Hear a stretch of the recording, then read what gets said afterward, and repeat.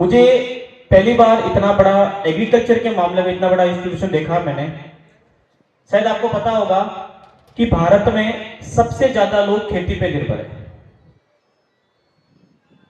अपने यहां पर आज भी लगभग 60% के आसपास लोग खेती करते हैं और एक बड़ा तबका की खेती से जुड़ा हुआ है और आप सभी लोग उसी सेक्टर में जा रहे हो।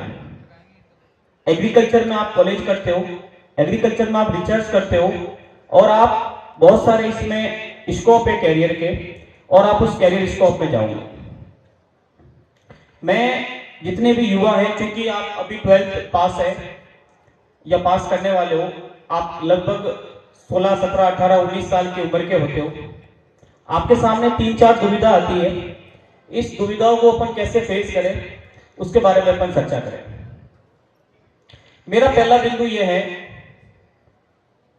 कि सबसे पहले खुद को मोटिवेट कैसे रखें।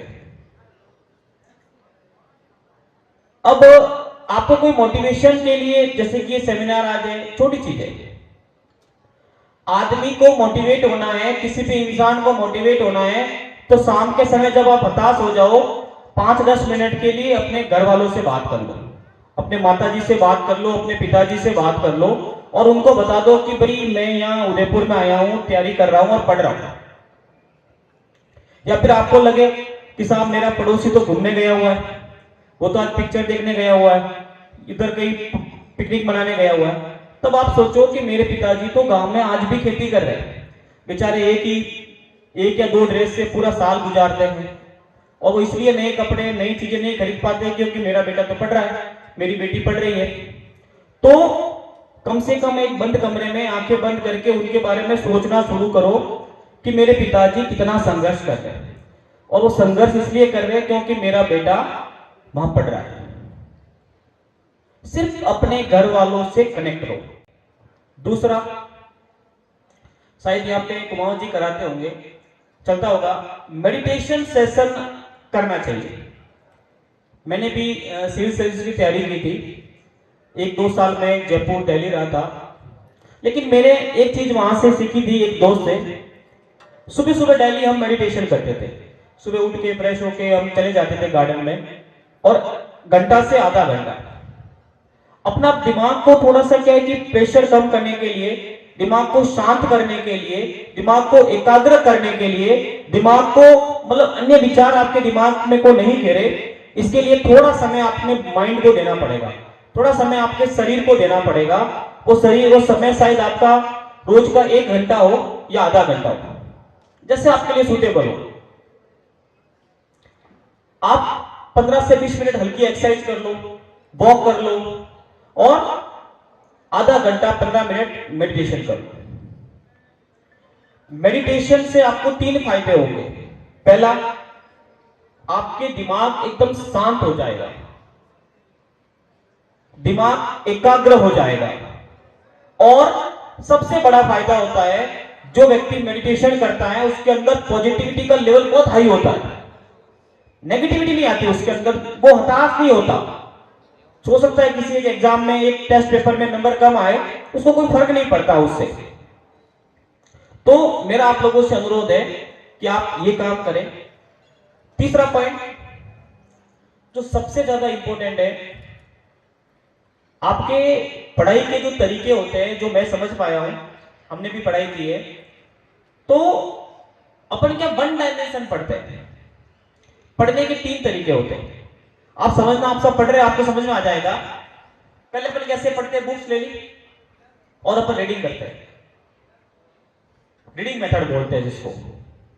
सिर्फ आपके सामने किताब पढ़ी है, आप उसको पढ़ रहे हो, पहला पॉइंट। दूसरा, आप उसको पढ़ रहे हो और कुछ ऐसी चीजें, आपके हाथ में एक रफ कॉपी है, आपके हाथ में नोटबुक है, पेन है और आप पढ़ते पढ़ते कुछ चीजों को लिख भी रहे हो। मतलब ऐसा नहीं कि नोट्स बना रहे हो। हम जब पढ़ते थे तो हम क्या करते थे, कॉपी ले लेते थे और जो पढ़ा है उसको ऐसे दिमाग में, मतलब आपका दिमाग में कुछ चीजों को लिख रहा है, आपका दिमाग आपके हाथ से लिख रहे हो, इसका मतलब दिमाग कुछ चीजों पे जोर दे रहा है। एक आपको लेख की तरफ पढ़ना और एक धीरे धीरे पढ़ के कुछ पॉइंट को नोट करना। ऐसे ही गोले कर दो, चित्र बना लो, है ना। आप तो केमिस्ट्री भी पढ़ते होंगे, हॉर्टिकल्चर पढ़ते होंगे, तो ऐसे ही लिख लो।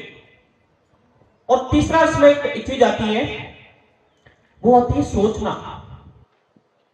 देखो, शिक्षा मनोविज्ञान ये कहता है कि आदमी को कम पढ़ना है, सोचना ज्यादा है। कुछ बच्चे ऐसे होते हैं, आपने देखा होगा, कि जो 3 से 4 घंटे पढ़ते हैं और वो पास कर जाता है एग्जाम को, टॉप रैंक ले आते हैं। और कुछ बच्चे ऐसे होते हैं जो 18-18 घंटे पढ़ते हैं, फिर भी पीछे रह जाते हैं। इन दोनों में जो बेसिक अंतर है वो ये है कि जो कम पढ़ता है वो क्या करता है, 4 घंटा 5 घंटा पढ़ लिया, फिर उसके बाद में सोचता है उसको। अच्छा, केमिस्ट्री की रिएक्शन थी, आंखें बंद करके सोच रहा है, वो पूरा दिमाग में रिकॉल करता है। एक चीज होती है रिकॉल करना। आपने कोई भी टॉपिक पढ़ा, बायोलॉजी में पढ़ा है, बॉटनी में, जूलॉजी में, जो भी जिसमें भी पढ़ा हो, अच्छा पाचन तंत्र ये होता है, आंखें बंद कर दी और सोच रहे हो, अच्छा ये सिस्टम है, इसका ऐसे चित्र बनता है।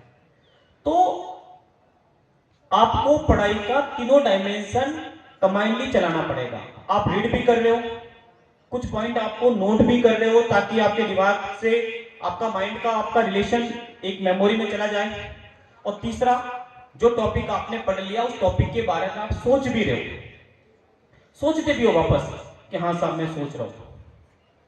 सोचने का मतलब है आप उन चीजों को परमानेंटली याद कर रहे हो। एक सबसे बड़ी समस्या है जो आज के स्टूडेंट में काफी सारे फेस कर रहे होंगे, नींद नहीं आती साहब। हाँ, देखो मैं आपको बता दूं, ये जो सारा खेल है, अभी जब आप कंपटीशन की तैयारी कर रहे हो, जेट एक कंपटीशन है, नीट एक कंपटीशन है, मैं आपको फिर बता रहा हूं, इस पूरे कंपटीशन में ये कहीं नहीं लिखा हुआ है कि रोज का 18 घंटा 20 घंटा पढ़ना है। अपने माइंड को प्रॉपर रेस्ट दो। अपने माइंड को रेस्ट देने के लिए आपको एक नींद लेना जरूरी है।